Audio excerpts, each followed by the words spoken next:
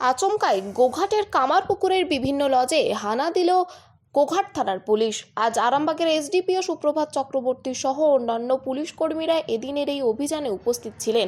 এদিনে লজের রেজিস্টার ও লাইসেন্স খতিয়ে দেখার পাশাপাশি লজে থাকা লোকজনদের তথ্যও খতিয়ে দেখেন পুলিশ প্রশাসন। এছাড়াও পার্শ্ববর্তী এলাকায় পথ চলতি মানুষদের সাথে কথা বলেন, সুরক্ষার আশ্বাস দেন। এ বিষয়ে আরও কি জানা যাচ্ছে দেখুন বিস্তারিত 24 আওয়ার্স আরামবাগের রিপোর্ট।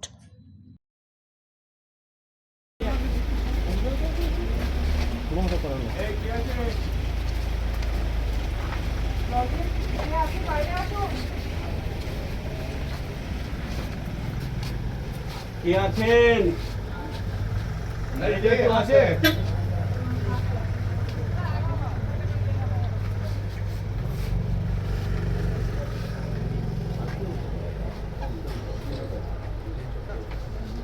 এই রেজিস্টারটা আমাদের ঠিক আছে।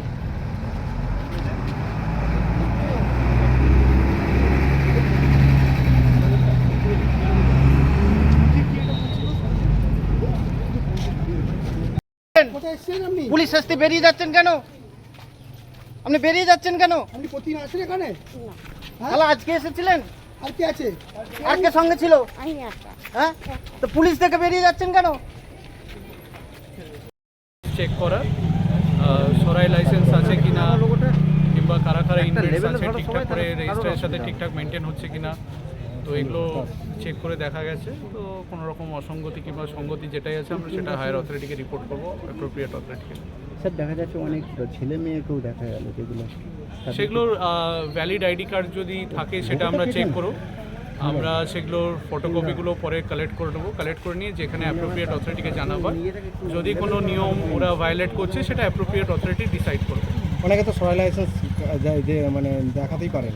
সরাই লাইসেন্সের জন্য আমরা বলেছি সময়সীমা, যেটা ভ্যালিড যেটা সময়সীমা সেটা আমরা দিয়েছি, দিয়ে ওরা অ্যাপ্রোপ্রিয়েট অথরিটিকে জানাবে, যে ইস্যুইং অথরিটি কিংবা যে এটা করে। এই ঘটনায় কোনো অ্যারেস্ট হয়েছে না, এটা আমরা জাস্ট কোনো সেরকম অসঙ্গতি পাইনি এখনো, পেলে নিশ্চয়ই ইয়ে করবো। কোনো নাবালিকা কিংবা কেউ ছিল না। কোথাও কোথাও দেখা গেল প্রাপ্তবয়স্ক মেয়েরাও কিন্তু নেই। না, প্রাপ্তবয়স্করাই ছিল, আমরা আইডি কার্ড চেক করে দেখে দিয়েছি।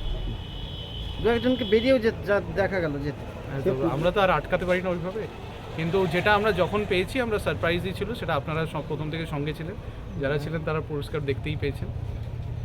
Thank you sir.